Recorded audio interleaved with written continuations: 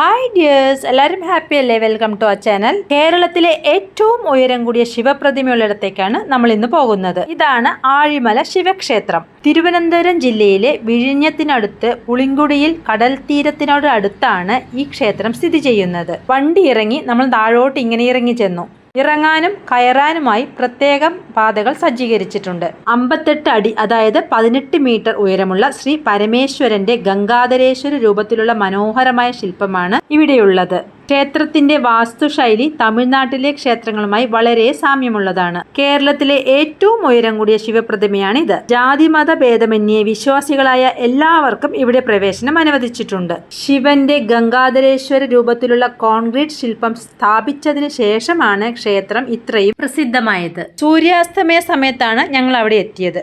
ചെറുതായൊരു മഴക്കോളും ഉണ്ടായിരുന്നു. വല്ലാത്തൊരു അനുഭൂതിയായിരുന്നു. ഈ വീഡിയോ കാണുമ്പോഴേ അറിയാലോ പ്രകൃതി എത്ര മനോഹരിയായിരുന്നു എന്ന്. ഗംഗാദേവിയെ ജടയിൽ നിന്നും മോചിപ്പിക്കുന്ന ചതുർഭുജങ്ങളോടുകൂടിയ ശിവനെയാണ് ശില്പം ചിത്രീകരിക്കുന്നത്.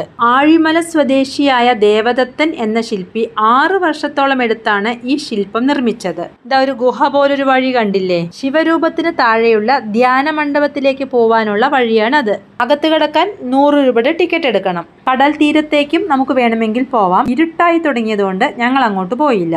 Cave ടെമ്പിളിൽ photography അനുവദിക്കുന്നതല്ല. ഗുഹാസമാനമായ ആ മണ്ഡപത്തിൽ ശിവന്റെ ശയനശില്പം, അർദ്ധനാരീശ്വര ശില്പം, 9 നാട്യഭാവങ്ങൾ, ശിവരൂപത്തിനെ താങ്ങി നിൽക്കുന്ന തൂണുകൾ, ശിവചരിതം പറയുന്ന ശില്പങ്ങൾ എന്നിവയും കൊത്തിവെച്ചിട്ടുണ്ട്. പ്രതിമ നിൽക്കുന്ന സ്ഥലത്ത് യോഗികൾ തപസ്സിരുന്നുവെന്നാണ് ഐതിഹ്യം. പഞ്ചപാണ്ഡവന്മാർ വാനവാസകാലത്ത് ഇവിടെ വന്നതായും ഐതിഹ്യമുണ്ട്.